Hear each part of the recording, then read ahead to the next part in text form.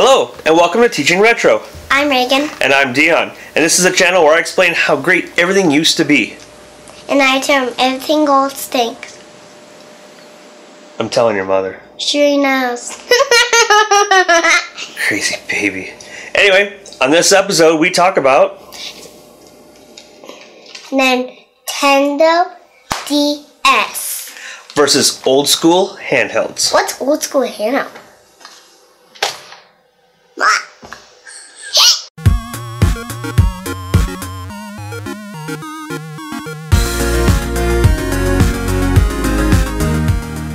We're using my collection of old handhelds for this showdown. While it's not even close to being comprehensive, it should be enough for our purposes. Besides, it's all we have. Now, as far as my beloved Microvision goes, the dreaded screen rot has progressed to the point where it's hard to see and no longer fun to play. Once we started rounding up the games, I realized we needed to include the handhelds from the 1990s and group them in with the older lot. So we broke out the Sega Game Gear and the Game Boys. Now, I don't have either of the Atari Lynxes or a Turbo Express, so we're just going to act like those don't exist. Now, I'm ignoring the cheap, fixed LCD games of the 80s and 90s. I never owned any of these because even as a kid, they bored me to death after about 2 minutes. Reagan and I spent several hours, we'll call it researching for this video. It was hard, but worth it, and we're willing to take that extra step just for our audience. First up are the old school games. I like some of these. Yeah, we actually played every one that we have, spent a few hours doing it, and came up with some real winners. Which one do you like? Pocket Repeat. Right, that's made by Tandy, which is Radio Shack. They're almost all completely gone now. It's a Simon clone, and it does a series of beeps and lights, and Reagan has to follow those. It gets a little faster, a little harder, and if she ever messes up, then it creates quite a nasty little buzz sound. Just like that. Alright. Were there any other ones that you like? Race. Right. That is made by Mattel. It's an auto race game. The red light is all you get. It goes up. You have 3 ways to go back and forth. And you try to reach the top before time runs out. You also have guys that you're passing coming down at you, which are also just red lights. What'd you like about this game? That you can move it around at the bottom. And I think every car's orange. And you don't want to know why it makes this sound. Because if every car's orange, it's hard to see it. So it must make when you get pushed down and the cars are coming right towards you. It's just when you pass them. That's it right. It makes a little noise. Yep, it can get a little confusing. The lights coming down at you and the light going up are both you and the players. It's all just red LED dots. But don't get me wrong, she really did like the game even though it doesn't sound like it. Alrighty, what other ones did you like? That's true. This was our favorite out of all the games that we played.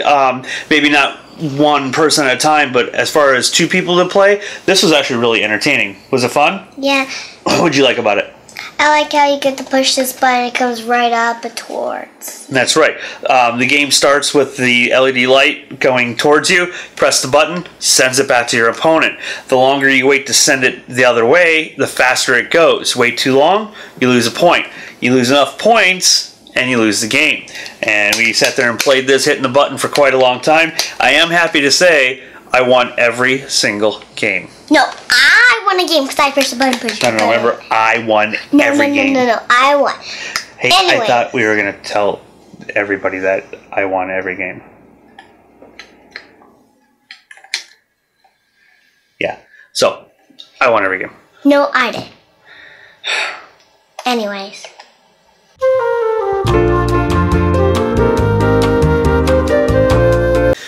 Alright, next up are the late end of the retro handhelds. Which ones are these? Sega! Are you just saying that? I just like yelling that. That's true. We made the mistake of watching the commercials for the old Sega, and they're always yelled at. We have a Game Gear. What about the Game Gear did you like? I like how it gives off its own light. That's true. Backlit screen, pretty easy to see, and you can play these anywhere, and it makes it easy. What don't you like about the Game Gear? It's too big and bulky. It is a little big and bulky. For a grown person, it's not too bad, not too hard to play, but for a child, it gets to be a bit much. taking the fact that you have to put 6 AA batteries into it, it gets a little heavy, a little weighty. After a while, it's just too much. Plus, it eats those batteries like crazy. All right, moving on to the Game Boys. We have the original OG Game Boy. We have Game Boy Color. Game Boy Advance. The Game Boy Advance, that's right. So, start out with the original one. What did you like about this? I like about this one that it has the buttons. Kind of cool. They're cool, they're big, and they're easy to push? Yes. All right. And what don't you like about this one? It has black and white pictures. It's a black and white screen. It's actually more of a green and white screen. We have a little problem around our house. We don't really like black and white with Reagan. Just starting to get her into the Munsters and Addams family. Those are acceptable, but other than that, no black and white. All right, moving on to the Game Boy Color. What did you like about the Game Boy Color? I like it was yellow. The case is yellow. The Game Boy Color was really neat. They came in a bunch of different varieties of colors that you could pick up, kind of be personalized, and made it easier for parents and kids to tell who had what. What don't you like about these? I do not like how the screen's kind of little. It did have a smaller screen. Even though it was smaller and easier to hold, it's still the same size screen as the original one. Because this one has a big screen and that one does. That's right. So let's move on to that one. The Game Boy Advance has a little bit bigger screen. What else did you like about the Game Boy Advance? I like how the Game Boy Advance is a shape of stuff, and I like how you can touch hands. It feels nice. It's easy to hold and use? Yep, and you can touch hands like that. All right. The Game Boy Advance actually is shaped a lot like a modern-day controller. It means it's a little bit easier to use, long-term play. It makes it very comfortable. Now, is there anything about the Game Boy Advance that you didn't like? I don't like how they don't give off their own colors.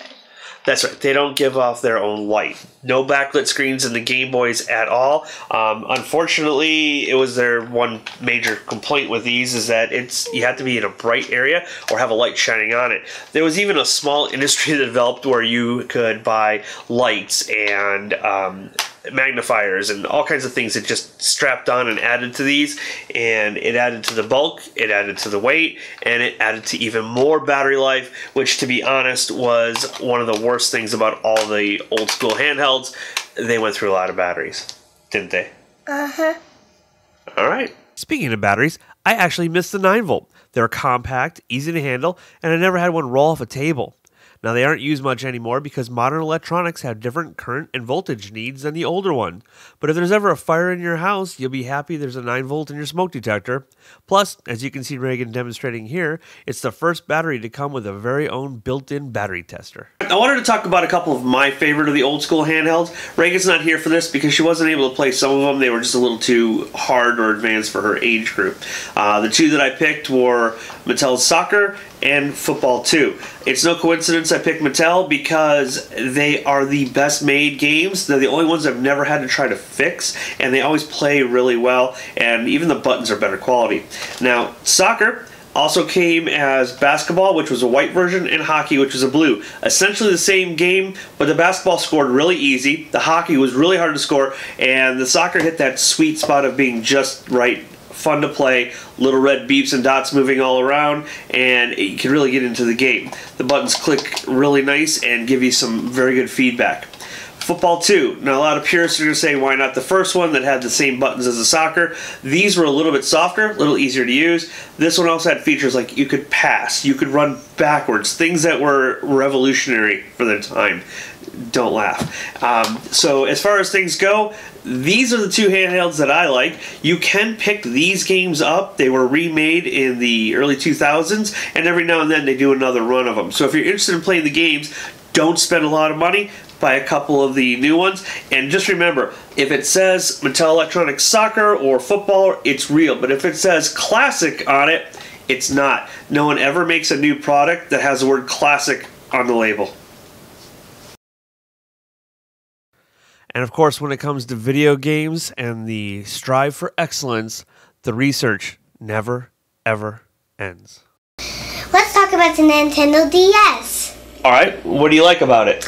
It has many games on it. That's true. The DS has over 2,000 games. However, the Game Boy does top out at 2,500.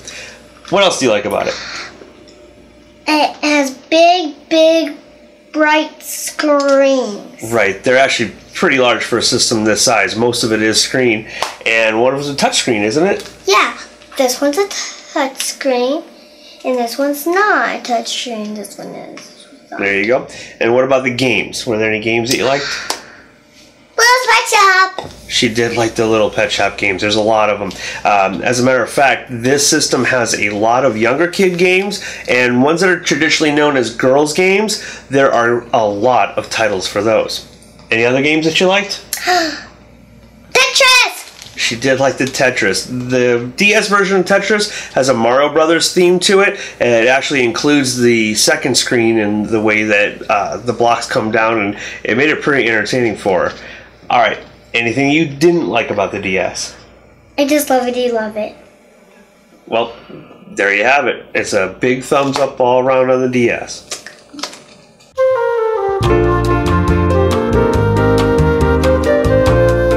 It's time to declare a victor. I won, oh yeah. What are you talking about? This wasn't you against me. It was the handhelds against the DS. Oh, yeah. Okay, so you go ahead and tell them who really won the whole thing. Tetris! That's right. No matter what we played, no matter what we put in, or what we picked, that game just kept coming back, and we kept playing, and we kept enjoying it. So in the end, it doesn't really matter which of these you're holding in your hand, whether it's these awesome handhelds that are from days of old, or DS. As long as you have a copy of Tetris, you're going to have some fun. Please subscribe to our YouTube channels.